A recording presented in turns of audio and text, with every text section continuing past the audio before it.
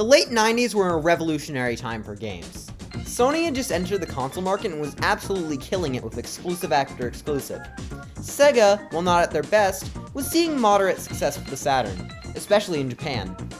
Most importantly, however, for the first time, 3D games felt truly real and possible. While this can be attributed to a lot of releases, there's really one that stood out as the 3D game. Super Mario 64 is one of the most innovative games of all time, and it thrives off of that.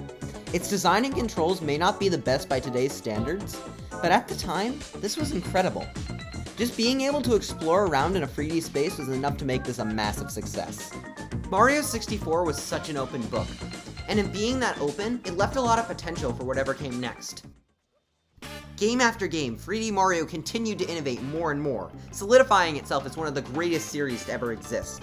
Super Mario Sunshine improved on many elements of 64 and is just bursting with charm. Super Mario 3D World went on a completely different direction, returning to something more linear. And it paid off. Soon after, Super Mario Odyssey released, culminating everything 3D Mario had been before into one of the greatest video game experiences of all time. Now what you may have noticed is, while talking about all this, I skipped a game. One that could be considered equally important to the legacy of 3D Mario. One that is in some ways the most unique of the bunch, and one that is often regarded as one of the greatest games of all time. I'm of course talking about Super Mario Galaxy.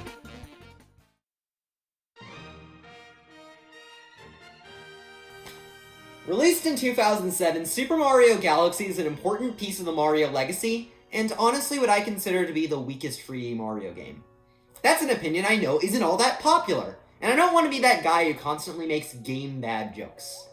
So instead of going on a 35-minute trash session, why don't I give the game one more look? Is this really the masterpiece everyone says it is? Or is it just alright? That's what I aim to find when I'm covering Super Mario Galaxy. Before covering the story, I feel like it's important to establish my personal history with the Galaxy games, as I feel like it's majorly affected my opinion on them thus far. I got the first Galaxy game back around the year 2010 alongside Mario Super Sluggers, which I played far more than Mario Galaxy. I would occasionally try and play a couple levels in Galaxy, and I definitely liked it, but I could never get past the kitchen area.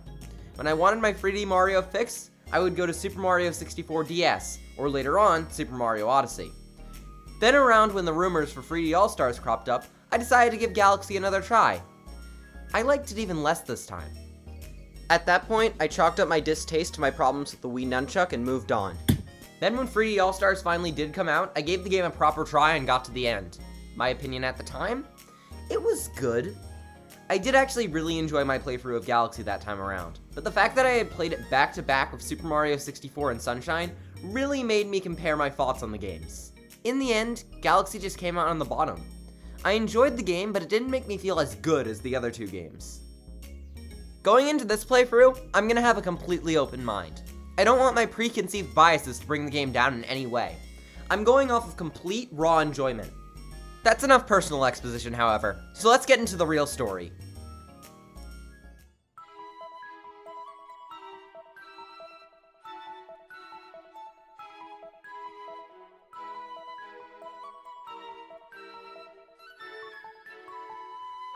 The game starts at the Star Festival, a celebration to honor a great night where power stars descended upon the land.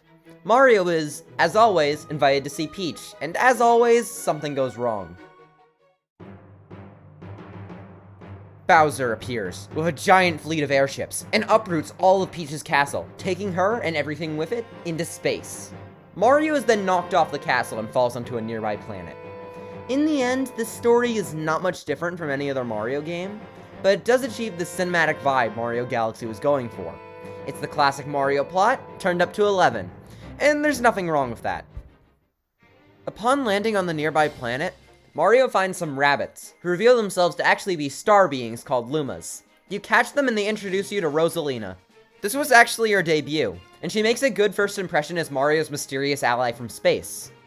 She tells you that Bowser has taken over the galaxy, and gives you a new move to help you defeat the evil king. The spin. This move functions as a kind of double jump. It gives a boost to your jump, but also works as a close range attack. With that, you're on to the first level, and Mario Galaxy starts off with a bang. This level is non-stop action while also teaching you everything you need to know about Mario's moveset and how the physics of this game work. One of the first things you'll notice is that this game is rather linear, which may seem strange at first. This is Super Mario Galaxy. There's so much open space to explore, and while there are some more open levels, they generally decide to ground the player to a linear path. You don't even get a power-up that allows for long-term flight until late into the game.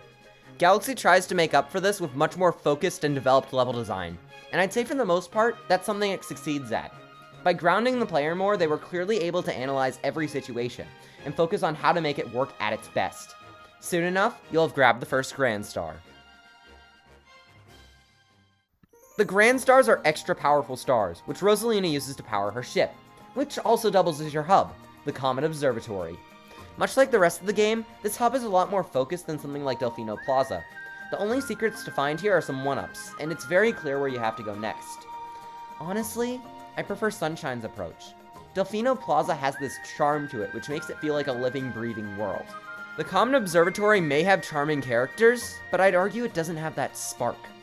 Galaxy wants to feel more epic, which, as shown by its strong orchestral soundtrack and the previously mentioned cinematic cutscenes, it greatly achieves.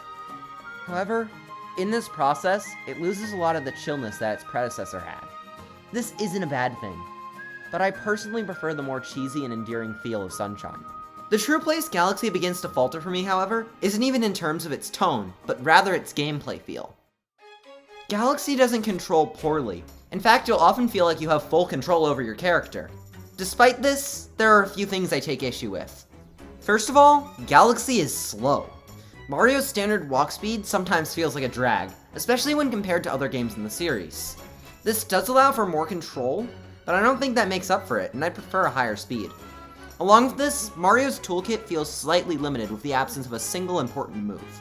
Every 3D Mario has some missing moves. Sunshine lacks the long jump. 3D World doesn't have the triple jump, but Galaxy lacks the dive, arguably one of Mario's most important moves. It's especially missed in water levels, where I found myself often trying to use it to help get through the game's swimming segments. That reminds me, the swimming controls. They're bad. I do not like Mario Galaxy's swimming controls at all. It always feels like I can't go in the direction I want to and continuously float up. You can grab a Koopa Shell to improve the controls, and this genuinely helps a lot, but I'd rather the regular swimming controls feel good as well. Now with all of this, you'd think I absolutely hate Mario Galaxy's movement. But right when I thought it lost me, I started to get more used to it, and I noticed something. These controls flow together really well. At points, Galaxy allows you to string together a bunch of moves into smooth combos. At points like this where you can overcome the movement, you feel like a superstar. So with one of Galaxy's biggest flaws comes one of its biggest strengths, the ability to gain an incredible sense of flow. In these rare moments where the movement allows you to do this, Galaxy feels amazing.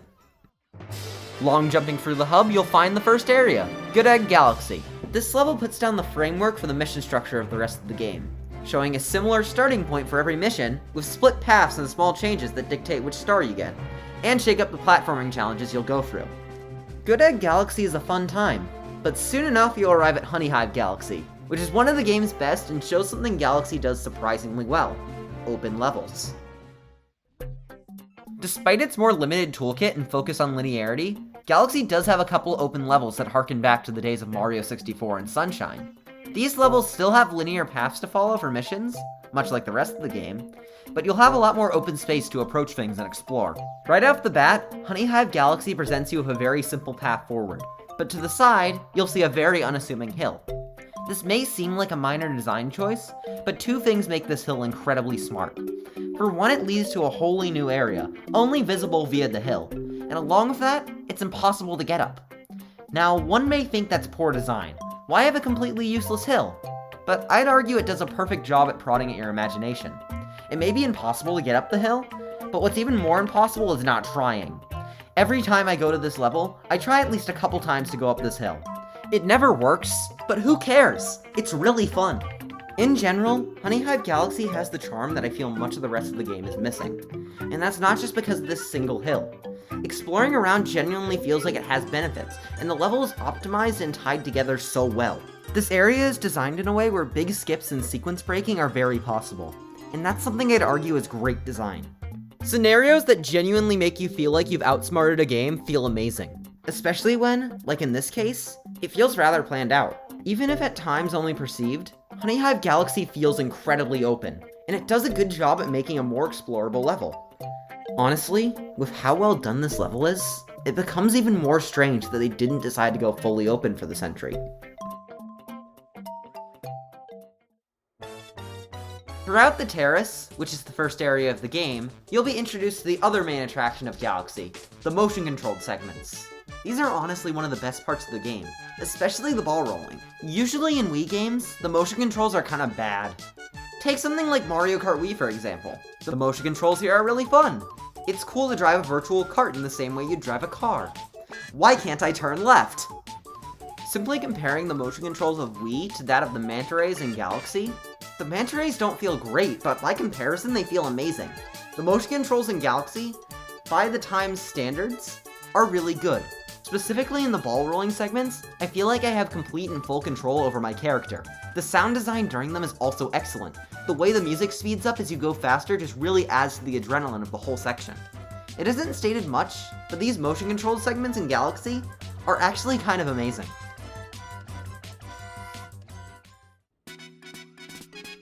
Going into the first boss, Galaxy hasn't really missed. The first motion control segment is a great introduction to one of the best sets of levels in the game. Good Egg Galaxy establishes everything that Galaxy is in the most fun way possible. The unique Honeyhive Galaxy really shows how well this game, and by extension future Mario games, can do more open design. The first boss is alright too. It's nothing special and ends quickly, but that's fine. Galaxy's bosses aren't really the most unique compared to something like Sunshine, yet they still manage to be fairly interesting and really well designed. Dino Piranha is iconic, Major Mole is fun and unique, and Bouldergeist is challenging, especially when you have to beat him in one hit. The comets! One of Galaxy's most divisive elements. It's very clear that these things were mainly added to extend the game's star count to 120. They take up about 25% of it, so you'll be encountering a good few of them. Is that necessarily a bad thing? No, not really. Galaxy's comets are a genuinely cool concept, just with a couple flaws. The speedy comets are the first you'll encounter here. You're never going to run out of time in these. But the stakes are up, so it pushes you to use some pretty cool speedrun techniques. Daredevil comets are next. Beat the boss in one hit. These are annoying, but I kinda enjoy the challenge. Galaxy isn't really the most challenging game, so this is kind of a nice change of pace. Cosmic Mario comets follow. Race the Cosmic Mario. These are fairly similar to the speedrun comets, except there's something a lot more visible that you're racing against. Cosmic Mario actually puts up a fight, and that makes things a lot more fun. Fast Foes comets. These are honestly underrated. They speed up everything in a level, and that really adds to the challenge of things in a subtle but fun way. Overall, the comets are pretty cool. They do a good job to up the challenge, and I feel like they're often a decent reuse of content. Sure, they can be at times repetitive, and the challenge can slightly be annoying at points, but it's never a complete deal breaker. Except for purple comets! In fairness, the purple comets aren't terrible. Your mission in these is to collect every purple coin on the map, and there's usually an understandable path, so it's not much of an issue. However, the difficulty in some of these is incredibly frustrating. One of the biggest offenders of this is Dusty Dune Galaxy. You have to be thorough to a frustrating degree. It's to the point where it makes you hate the level segment they chose for it, which is honestly a shame because Dusty Dune is one of my favorite levels in the game. Another contentious purple coin point is Battle Rock Galaxy. You have to traverse the entire area on a moving platform, so if you miss even a single coin, you have to start the entire thing over. There's also cases like the purple coin missions in Honeyhive Galaxy, where coins don't even follow a direct path. It's really hard in Honeyhive to scavenge for all 100, which makes things genuinely tiring. The purple comet missions aren't downright offensively bad, but as one of the only sets of post-game missions, they are beyond frustrating and demotivating. These often end up being the last missions you do in the game, and trying to do all 15 of these back to back ends up making things even more frustrating. Which is why I never did. On both of my recent Galaxy playthroughs, I originally planned to 100% the game, but both times the purple coin missions completely demotivated me. They do not stand to leave a good final impression.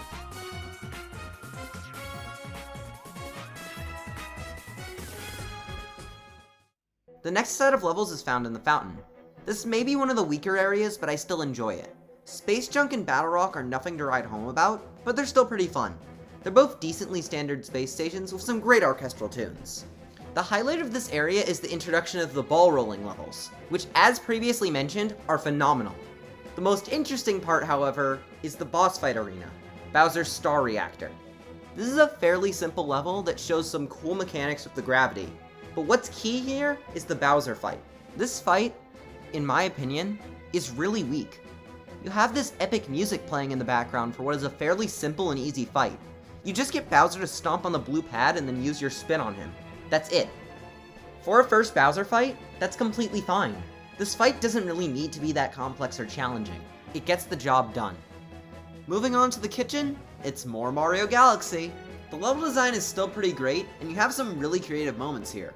Beach Bowl and Ghostly Galaxy are the two main attractions, and they're pretty cool. Exploring around a haunted mansion in space is a really cool concept, and it's done well.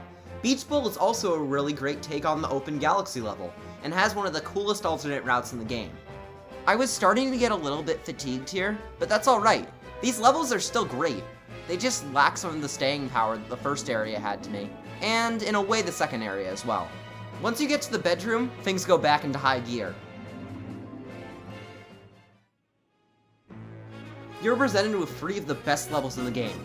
Gusty Garden Galaxy serenades you with the best track in the whole goddamn game. There's a reason Gusty Garden Galaxy is reused so much. It's just a complete orchestral marvel. The level itself is great as well. Flying through a garden with gigantic apples, and good old Major Mole is just a fun time. Gusty Garden isn't even the best of it. You also have the aforementioned Dusty Dune Galaxy, which I'll get back to, and a level I really want to highlight for being one of the peaks of Galaxy's design, Freeze Flame Galaxy. The idea of Freeze Flame Galaxy is rather simple. You're in a level that mixes 2 polar opposites, the freezing cold of ice and the smoldering heat of fire. The 3 main missions showcase this perfectly. You start off in an icy cold zone, where you'll have to use the ice flower to climb up a slippery slope and fight the king at the top. What I like about this ice area is that it's rather open. Even if there's only one route to go, you have a lot of open space to try out the ice flower, which is great because this is the first time many will be using it. Next, you'll move to the opposite side, where you'll be faced with fiery lava pits, and have to use the fire flower to light torches across the level. This is a weaker but fairly fun segment.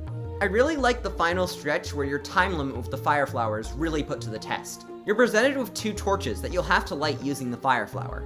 While the intended method is to bounce the fireballs off of the lava, it's a lot more fun to try getting up close, lowering the chance of missing or running out of time. There are options here with your moves, and that's incredibly welcome in a game like Galaxy, where there's often one specific way to do things. The previous 2 missions then culminate in a final level, mixing the opposites by ice skating over gravity-defying lava. It's pretty simple, all things considered, and many games have done concepts involving fire and ice before, but Galaxy does it in possibly the best way I've ever seen, which makes this one of my favorite levels in the game. It also has some of the best side missions in the game. There's a secret route where you'll be mixing fire and snow in a fun 2.5D race to the summit, a comet which takes the final area of Mission 3 and makes it into a race to the finish against Cosmic Mario, and a slightly frustrating, but still fun purple coins mission. None of Freeze Flame Galaxy's 6 missions miss, and I love it for that.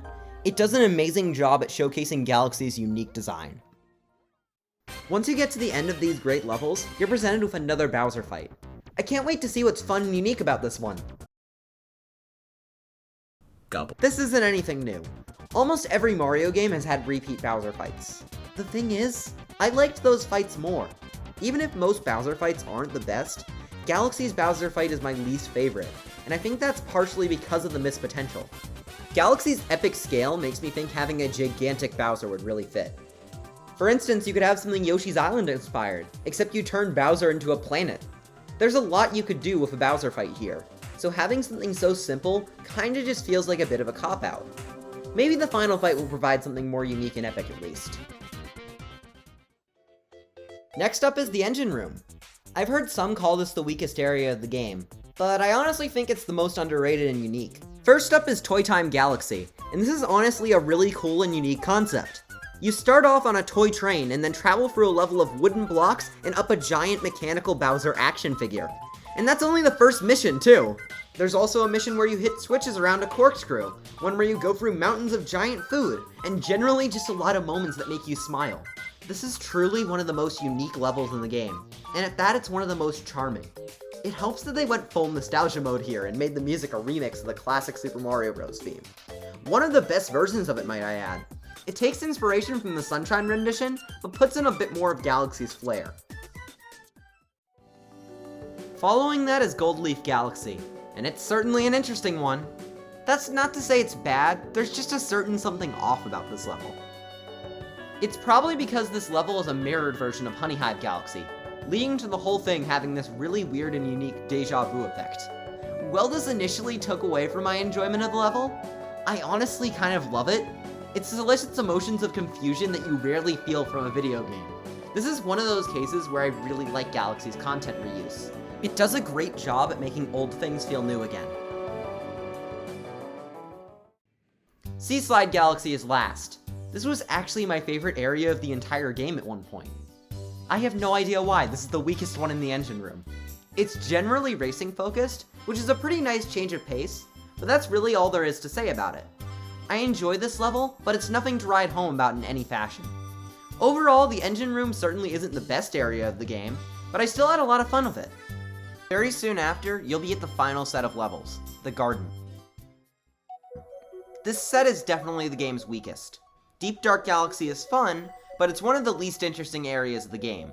Dreadnought is cool, but it feels like a retread of Battle Rock Galaxy, which I already find to be one of the weaker parts.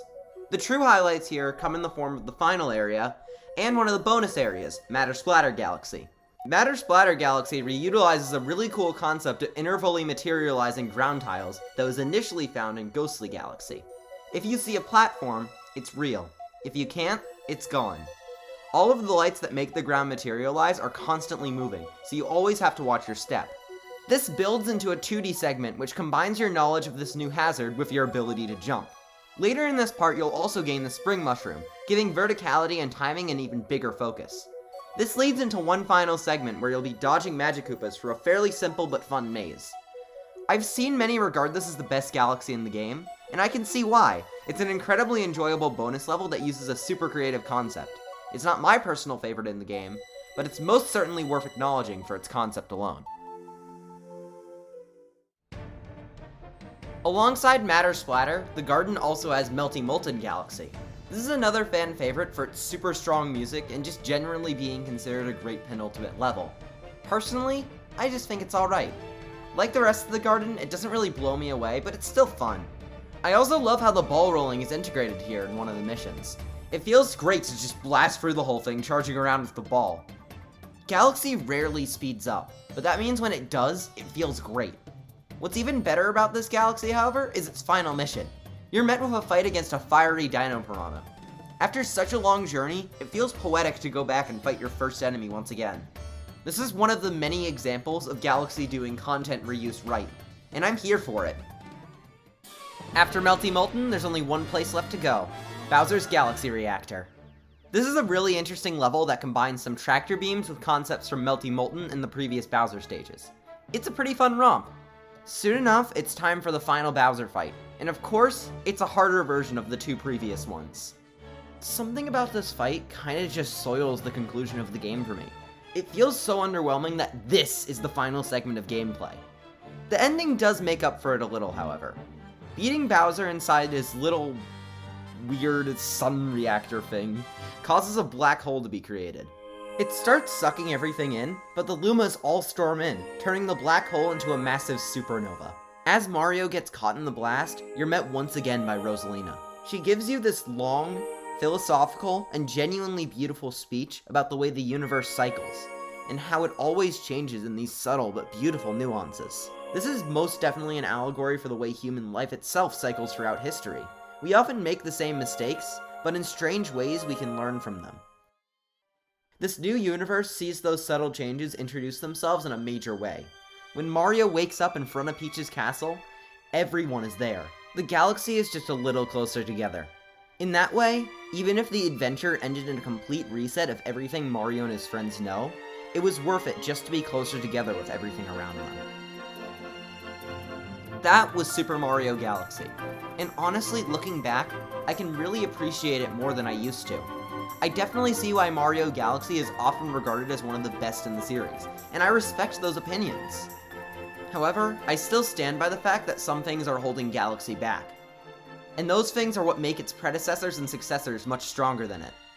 It's these little things that bother me about Galaxy. The weak movement speed, the purple coins, its sometimes annoying examples of content reuse, and of course the way the conclusion is handled. I feel the best way to show what Galaxy could have been is by comparing it to another game in its series. One I enjoy more for its design, its movement, and its charm. Let's talk about Super Mario 3D World. It's weird comparing 3D World to Galaxy. Galaxy was a game that, from reveal to release, was completely and fully regarded with praise. It was an innovation for its series and pushed Mario into a place he had never been before. It introduced amazing gravity mechanics that are still impressive to me now. 3D World, by contrast, had none of that. It was a game revealed in peak Mario fatigue. It was not at all well timed and was met with strongly mixed reception. It wasn't even until the recent Switch port that many, including myself, came to fully appreciate it. Now that begs the question, what does the Switch port change that makes people appreciate it so much more than the original? Well, the movement speed is almost double. That speed isn't everything, however. 3D World already had some of the most excellent design in the series. Every single level in this game feels amazing, whether that be for the adrenaline of speeding through them with the catsuit, or for the excitement of the way it introduces mechanics. Somehow, every single level in this game has something completely new to offer, and it introduces it in the most immaculate and calculated way possible. You'd think with how perfect 3D World is, it might actually lose charm over Galaxy. For some it does, but for me, I feel like the charm is through the roof. The main reason for that is 3D World's incredibly jazzy and upbeat soundtrack. While Galaxy's OST really solicits strong emotions and truly feels epic, 3D World's soundtrack is just fun. The soundtrack just fits Mario, and it's some of the most pleasant music out there. I like 3D World's soundtrack for the same reason I like the subtle tune of Honey Hive Galaxy. It's tonally fitting in the best way possible. 3D World also handles side missions even better than Galaxy did. Galaxy had a few side missions tucked away for its 20 or so galaxies. 3D World has 4 in each level. The green stars and stamps. These function as an in-between of 2D Mario's star coins and the side missions in a game like Galaxy. They're all obtained through rather simple side missions, rather than the full-on alternate routes like you see in Galaxy. But that's honestly fine. It allows them to be more daring with where they're hidden. They're usually either harder to find than Galaxies, or force you to take massive risks. This also helps to maintain the flow of the game, something 3D World handles excellently. I think this flow is best showcased by comparing it to its predecessor. So let's talk about one of my favorite levels in 3D World, and compare it to one of my favorites in Galaxy. They're both desert levels, so it's pretty easy to draw comparisons. Let's get into Conch Canyon and Dusty Dune Galaxy. Conch Canyon is a rather simple romp, but still a fun one. You enter the level and you instantly see what the main gimmick is. The Conch towers over you. Now if you're smart, you'll have brought a power-up and you can easily take them down. But since the game doesn't specifically give you that, it eases you into the mechanics of the Conch. After that first encounter, you'll be given a catsuit, and that opens up the level more than you could imagine something so simple even could.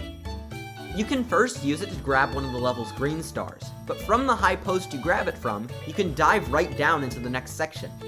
Here, quicksand is introduced, meaning you'll have to be more careful with your maneuvers. There's a good chance you'll lose your catsuit here, but some red coins can provide you with a new one, which is great for the following segment. After a small oasis, you'll arrive at the level's true test of your abilities. You'd better hope that quicksand prepared you for faster maneuvers, because now you're going to have to go through a narrow path of avoiding conch along the way. Alternatively, you can just skip the entire thing with the catsuit. The freedom such a small range of moves gives you in 3D World is what makes the movement so impressive. You'll only really be using the jump, the dive, and a rare move for a power-up, yet there's always multiple ways to go about most challenges. There's always a way to optimize, and that's something Galaxy simply fails at. Conch Canyon soon builds to a final race to the flagpole. It's easy to fall off here, but if you're smart, you can use the catsuit to save yourself. I did this on my first try in a recent playthrough, and it felt amazing. Please fall off the stage. The best part about all this? The level can be beaten in less time than it took me to explain this. 3D World's gameplay is so optimized that it's genuinely too fast for me. Every single level in 3D World feels like this, rapidly introducing new ideas in a way that's almost hard to follow. There's always something new to do and something new to see. It's incredibly impressive how it's able to do that. The game has a satisfying conclusion as well. It all culminates in an epic fight against Bowser that tests all of your platforming skill up to that point, finishing off with a satisfying POW. Dusty Dune Galaxy, in contrast, both shows what I love about Galaxy's design and what I like about 3D World's design more. There isn't really a specific core concept in this level, which isn't necessarily a bad thing. Things are built up more indirectly and individually, and when something doesn't need to be built up, it isn't. I'd argue the biggest core idea here, however, is the 2D segments that are found in both missions 1 and 3. Near the start of the first mission, you're met with a large room which you traverse in 2D, avoiding thwomps and traveling around large floating circles that change the gravity. Later on in mission 1, you're met with a short segment in 2D, although this time, it will be in a closed glass space. This culminated in mission 3, where your goal is to get to the top of the glass spire with constantly rising sand and occasional gravity changes. It takes the previous missions and common tropes of a desert level and combines them into a final segment that tests your understanding of the core ideas in place. The other missions in this galaxy are also pretty cool, though I still have some distaste towards mission 2 after the aforementioned purple coins challenge. The 6th mission in Dusty Dune is actually found in a really cool alternate route of mission 2, and is part of the build up to mission 3. You have to find 5 silver stars while dealing with rising and lowering sand that you control. It's a nice way to ease you into the 3rd mission, where you'll have a lot less control of the way things transpire. Overall, levels like this in Galaxy are still well designed, but the concepts the galaxies propose are a lot less focused. That's fine, it's hard to have a single unique concept for every single level, especially when you have this many and they're so big. In some ways, Galaxy's linear design takes notes from 3D games with more open elements, affecting the approach of design. The issue is that for something more linear, a design that takes notes from a game like Mario 3 just works better. This is something that 3D World understands, and it makes it more streamlined. The design is a lot more focused, and that makes it easier to identify what makes it so great. Galaxy still has amazing design, but it fails to feel as perfect as 3D World. That's where movement comes in. Galaxy's controls are slow, and so were 3D World's initially. However, with the introduction of the Switch port, 3D World's controls not only feel more fluid than Galaxy's, they're much faster too. You don't feel like your potential is being squandered by the movement, and yet it's so understandable. That's what makes the gameplay of 3D World Plus so great. While in the end, Galaxy has superb design and functional controls, games like 3D World quite literally run circles around it. Honestly, that's not a problem when you put Galaxy into the context of its time. Galaxy came out at a time when there was no 3D World, and the last game to reference was Super Mario Sunshine. That game, despite how much I adore it, is a bit of a buggy mess. It also had cheesy cutscenes which many didn't like, it had some weird mission limitations that held it back, and worst of all for many, it was super challenging. Super Mario Sunshine is no joke, this game will absolutely kick your butt. Coming up onto Galaxy, not only was the pressure on to make something better than Sunshine, the pressure was on to make something that would appeal to a more casual audience. Super Mario Galaxy is a Wii game. In the eyes of Nintendo, it had to appeal more to younger audiences and be easily understandable and accessible. By doing this, it could breathe new life into 3D Mario and spawn a new generation of fans who love the series as much as the kids who had played Super Mario 64 one decade prior. In that perspective, did Galaxy achieve its goal? Almost definitely yes. Galaxy is often regarded as the best Mario ever made. So many fans praise it to the point that just suggesting it might not be amazing is a hot take.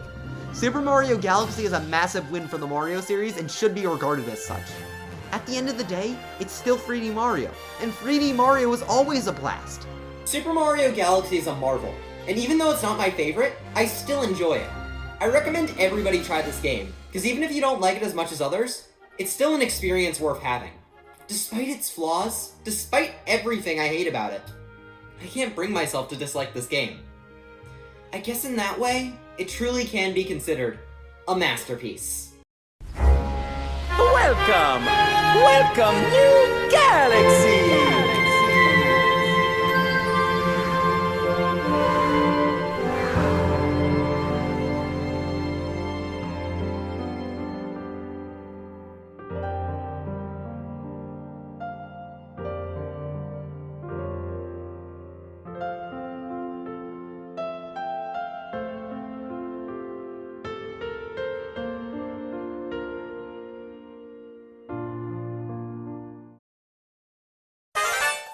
Golden Sun.